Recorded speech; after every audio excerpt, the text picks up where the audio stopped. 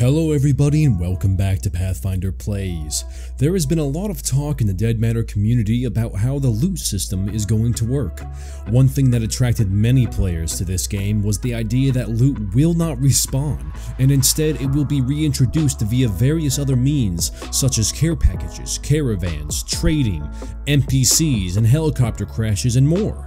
However, there has been a change, and up until this video and through the questions I asked in the Dead Matter Discord server, the details of these changes have been sparsely known by the player base. So, if you're interested in how loot works, keep watching. It is important to note before we start that details of the loot system are obviously still subject to change. This game isn't even to closed alpha yet, so details are still being worked out. When I find more information, I will post it here or on my Twitter account. Now then, as I said, the loot system has changed, but in what way? Well, loot will now respawn. This conversation started when I asked how the dev team plans on protecting the game from the ever so common loot run that happens in games like DayZ. For those who don't know what loot runs are, they are nothing more than players finding out where the best loot spawns are and creating a looting path that they travel every time loot respawns. The allure of this game was that you would be able to feel the desperation with not being able to do that. The answer to this specific question was never directly answered, but it was answered in a roundabout way later on, speaking more in generalities rather than this specific protective security kind of scenario. About an hour later, Johnny Qatar, the lead developer, chimed in and made this statement. Quote, "Items aren't really going to randomly respawn if you're gone for a period of time," end quote. This obviously piqued my interest and probably piques yours as well, because how is loot going to respawn and not be on a timer? Xanathon asked if loot will respawn at all, and of course the answer was yes, but then Johnny added saying, quote, "It happens often, but it's dependent on whether there's items already on the ground or whether or not you've been there before." Now the last part piqued my interest again, and I was more confused. So I asked if the game knows which player has been to what location and will not respawn loot for that individual.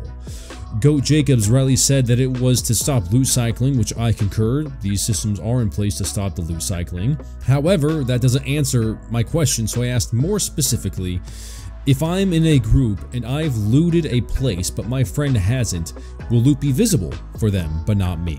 To which Shirk said no, and Johnny said, it's not per player in terms of what's visible, it's per player in terms of what spawns, end quote. To clarify, I asked if I'm with a person in an area I've already looted, nothing will spawn in then. To which I got conflicting answers on that. Shirk said I was correct and said yes, the place has already been looted, but then Johnny said you being there will trigger some loot to spawn. So I was really even more confused because now the developers are contradicting each other. However, in all fairness, I know that each dev is focused on varying aspects of the game that may or may not include looting. So they may not be up to date in what the other developers may be creating on certain aspects of that game. Anyways, Johnny then dropped a lot of info in how the system works. He said, and I'll read this verbatim so I don't leave anything out, quote, "Player approaches, loot gets triggered to spawn. There's a 30-minute or TBD timer based on alpha testing time that counts down once there are no players in the area. If you've caused loot to spawn in that area, you cannot re-trigger it. Someone else can. But the timer will reset to a minimum time if there is a player in that area. So, it is 30 minutes of that place being abandoned," end quote. I asked how big the area is that gets abandoned, to which he said it's a fairly large area, but the towns and smaller regions are broken up into multiple points of interest just for this purpose. So if you were to see different grids on the map, a topographical map, you would search one grid within that huge landscape. That grid, once you leave, and all the other players around you leave, will then be abandoned for 30 minutes and cannot be re-triggered by you, but another player who was not in there. I, at this point in the conversation, am not convinced of the security of that system, so I asked if they think people will be able to take advantage of this by simply having different people trigger the loot respawn mechanism at different times. Shirk conceded and said that, quote, "There are ways to take advantage of something like that," end quote. Johnny said I'd run out of friends, which was a valid statement until later on in the conversation. I'll show you guys why. Johnny made sure to mention that the respawn trigger works as a net that catches multiple people entering the area instead of just one player and the rest being able to trigger it later on. The window that stays open that qualifies a person to not being able to respawn an area is still to be determined. This part right here is where I feel the loot respawn system kind of falls apart in consistency. So you have a group of players who are blacklisted from an area, meaning those areas will not respawn loot to those players because they already looted it, like we've already covered. However, Johnny says that, quote, the list of people that are blacklisted from spawning the loot gets reset every day due to Unreal Engine 4 having issues with floating points, end quote. To which I said, so I can loot the supermarket, come back in 24 hours and loot it again? And he said yes. Bear with me, but my thought process is this. Why bother blacklisting anybody if they can wait a full 24 hours and loot it again? Most people are going to be on maybe a few hours a day, maybe even less depending on what their responsibilities are. So for them, they can loot some high tier location, log off, get back on the same time tomorrow and do it again and not even notice the blacklisting effect because they can only play for a certain amount of time.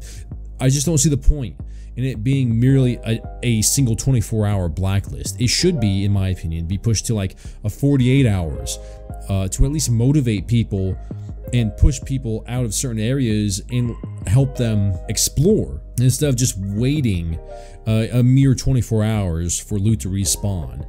Now, if you were going to go on this huge jamming session and play the game for like 18, 16 hours, right, you'd be forced to travel all over the area because none of the places where you've been to will respawn the loot. But if you take the average player and they will play the game for 2 or 3 hours a day, maybe, it's not going to have that much of an impact on the majority of the player base, I think. So most of the people, I feel, will end up staying in those same exact spots because the blacklisting time is too short. So regardless of my opinions on the time frame for the blacklisting, let me summarize real quick in a short, easy to understand paragraph that we have learned. I know I'm shoving a lot at you guys, so here it is. Players spawn in game. Players go into an area and begin looting.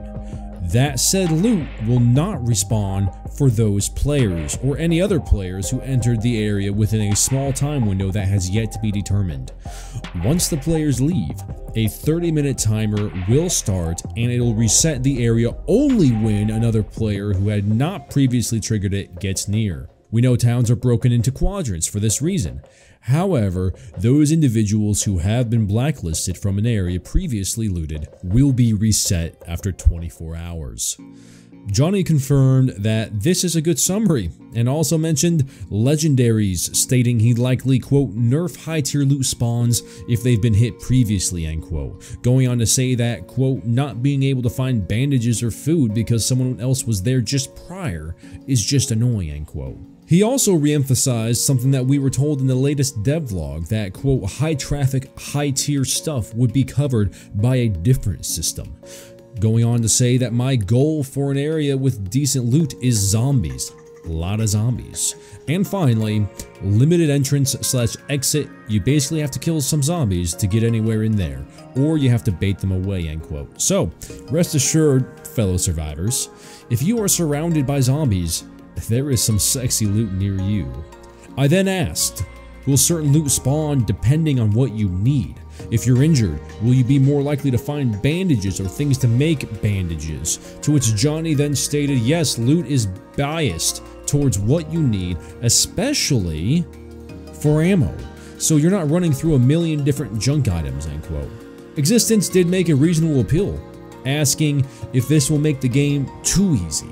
But Shurk doubled down on what Johnny said and stated, quote, we really don't like how current survival games handle loot. Finding a gun and then not being able to find ammo for that gun for ages is not a fun thing, end quote. Johnny said that the loot will mostly be found in containers and that you will find ammo that goes with your firearm. He also mentioned the game is created and, quote, having 7 kinds of ammo, none of which work for your gun, end quote. That's all too real for me. The question was asked if, quote, I'm with a buddy and we're looting a building, assuming I open the container first, the loot that spawns inside will be tailored for me, end quote. To which Johnny said, it is only specific containers that spawn tailored loot, like ammo cans would only spawn ammo. I don't want every container behaving that way.